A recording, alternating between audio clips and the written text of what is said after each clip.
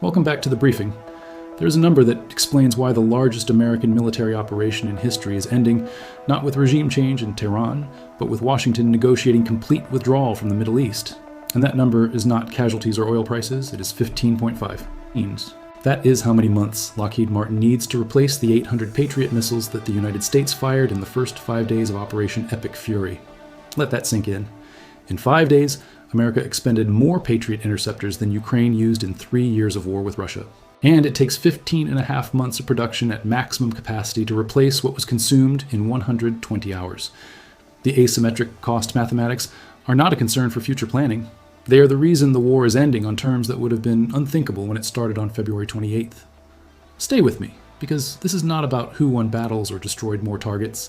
This is about what happens when the foundation of your military strategy depletes faster than industrial capacity can replenish it. Each Shahab-class ballistic missile Iran fires costs a few $100,000. Each Patriot PAC-3 MSE interceptor that shoots it down costs $3.9 million. The 5-day defense bill for interceptors alone ran between $2.4 and $3 billion. And here is the strategic trap. Iran does not need to destroy American bases to win. Iran just needs to keep firing missiles that cost hundreds of thousands until America runs out of interceptors that cost millions. And when the interceptors run out, the bases become indefensible, which means they must be evacuated, which means the 70-year American military infrastructure across Bahrain, Qatar, Kuwait, Jordan, Iraq, and Saudi Arabia gets abandoned, not because of battlefield defeat, but because the cost of defense exceeds the capacity to sustain it.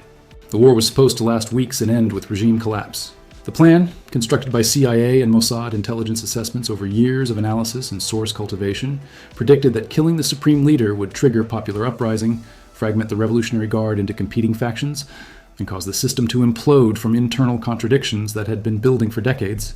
That was Plan A. The entire operational concept depended on it. The timing of strikes, the target selected, the diplomatic messaging, all of it assumed that decapitation would produce cascading failure. It failed completely. Instead of fragmenting, the population rallied around Mojtaba Khamenei, the new supreme leader, in numbers that exceeded what the previous leader commanded at his peak. Instead of uprising, there was consolidation, organization, and mobilization of civil defense networks that proved more resilient than intelligence services had predicted. The strikes on civilian infrastructure, the deliberate targeting of schools and water treatment facilities and power grids that were supposed to break popular will through demonstration of regime inability to protect basic services, produced the opposite effect. A London Blitz dynamic where external bombardment strengthens regime legitimacy rather than undermining it by creating a rally around the flag effect that overrides internal grievances. The school in Minab, where 168 children were killed, became a rallying point, not a breaking point. The images of bodies being pulled from rubble, the funerals broadcast on state television, the parents demanding revenge rather than surrender, all of it fed a narrative that Iran was victim of aggression rather than target of justified military action. The total civilian death toll of 185 from that single strike created martyrs that the regime used to mobilize support rather than opposition. Every civilian casualty that was supposed to weaken the regime instead strengthened it by validating the government's claims about foreign aggression and proving that the population needed the state for protection. And while the strategic plan collapsed, the operational costs mounted exponentially. Week 1 of the war cost $11 billion, not the total projected cost, the actual expenditure in 7 days. At that burn rate, sustaining operations for a month would cost $44 billion. For 3 months, $132 billion. And none of those figures include the cost of replacing expended munitions, which cannot be replaced at the rate they are being consumed. The United States is not losing this war militarily. The United States is losing it mathematically. The equation does not balance. Fire rate exceeds production rate. Cost per engagement exceeds budget sustainability. And time to replenishment exceeds operational timeline. Here is what that means in practice. American bases across the Gulf will be defenseless within weeks because Patriot, THAAD, SM-3, and SM-6 stockpiles are approaching depletion. When military leaders were asked in Senate hearings whether they could provide real-time accounting of munition stocks, they admitted they could not. That is not a data management problem. That is an admission that consumption has been so rapid and chaotic that the supply chain cannot track inventory accurately enough to predict when specific systems will run dry. And when those systems run dry, the bases they protect must be evacuated, because Iranian ballistic missiles will be able to strike without effective interception. Now consider what Iran's Supreme Leader Mojtaba Khamenei ordered immediately after consolidating power. Complete closure of American bases and permanent shutdown of Hormuz transit. Not negotiable. Not conditional on ceasefire terms. Total. The Strait's navigable channel is 6 miles wide, 2 miles inbound, 2 miles outbound, 2 miles buffer. Iran has closed all 6. 500 oil tankers are stuck in the Persian Gulf. 4,000 ships are backed up in global supply chains waiting for Hormuz to reopen. And it will not reopen because Iran has calculated that keeping it closed costs America more than keeping it closed costs Iran. The United States preparing to release 172 million barrels from the Strategic Petroleum Reserve is not a market stabilization move. It is an emergency measure to prevent domestic economic collapse while negotiating exit terms. And those exit terms are being negotiated with Russia as the guarantor. Kirill Dmitriev, a senior Russian official, met with Steve Witkoff and Jared Kushner in Miami to discuss sanctions removal in exchange for Russia serving as third-party guarantor for American withdrawal from the Middle East. The United States is not negotiating with Iran. The United States is negotiating with Russia about the conditions under which America abandons 70 years of military infrastructure in the Gulf and accepts Russian guarantees that the transition will not result in immediate chaos. That is not diplomacy, that is capitulation with a diplomatic cover story. President Trump is publicly claiming that rising oil prices enrich America, while privately his administration is in panic mode about domestic political backlash and economic consequences. The gap between public messaging and private reality has never been wider or more obvious to international observers. At the G7 summit, French President Emmanuel Macron shouted at Trump in front of other world leaders, asking what the plan is, and stating directly that the administration has no idea what it is doing, and is making decisions that endanger European energy security without consultation. France deployed 10 warships to the eastern Mediterranean in a show of independent action that signals European willingness to operate without American coordination. The RAF base in Cyprus was struck by a Hezbollah drone, the first time in NATO history that a member state military installation has been hit by a non-state actor operating under Iranian direction. These are not isolated incidents. These are indicators that traditional alliances are fracturing under the weight of an operation that was supposed to be quick and decisive, but has instead become protracted and unsustainable.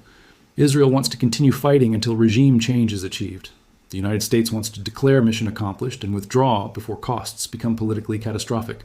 The divergence between ally objectives is now public and irreparable. Israel sees this as an opportunity to permanently eliminate the Iranian threat. America sees this as a trap that must be escaped before midterm elections. Neither side can force the other to adopt its preferred strategy, which means the coalition that launched the operation is collapsing while the operation is still ongoing. And here's the global calculation that makes this more than a regional conflict. China is watching everything. Chinese ships transit Hormuz unmolested. Iranian missiles avoid targeting Chinese technology companies.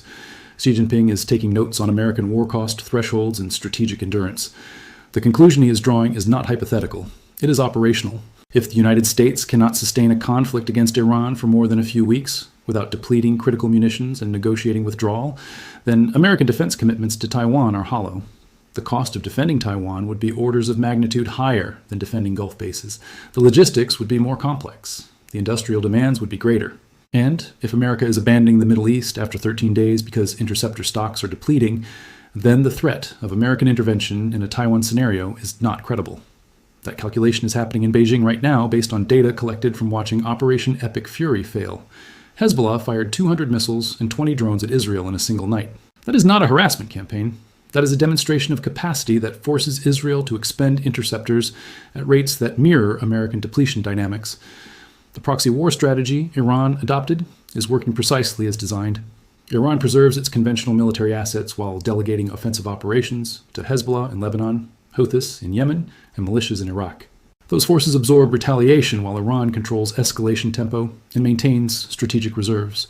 And every interceptor Israel or America fires to defend against proxy attacks is an interceptor not available for defending against Iranian ballistic missiles if the conflict escalates to full-spectrum warfare.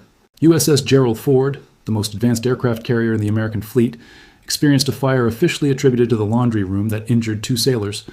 A Thai-flagged vessel is burning with 3 sailors missing. A Marshall Islands cargo ship was struck by an Iranian unmanned surface vessel. These are not the losses that break military campaigns. These are the accumulating costs that compound over time and create political pressure to end operations before strategic objectives are met. And the strategic objectives have already shifted from regime change to managed withdrawal. Gulf states are reorienting toward China.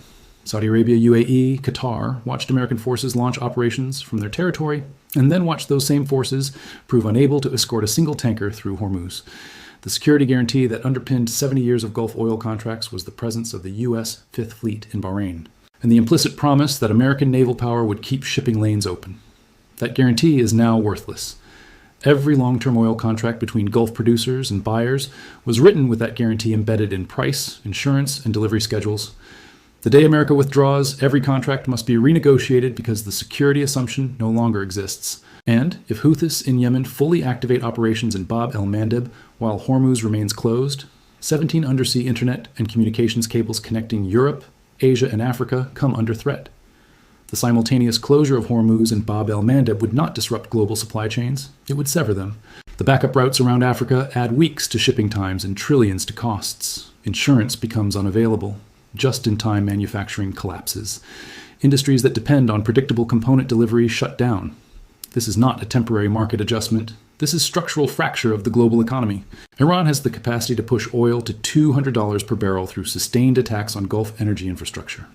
If that happens, industries collapse, governments in developing nations fall, and the political costs in the United States become terminal for any administration that allowed conditions to deteriorate that far.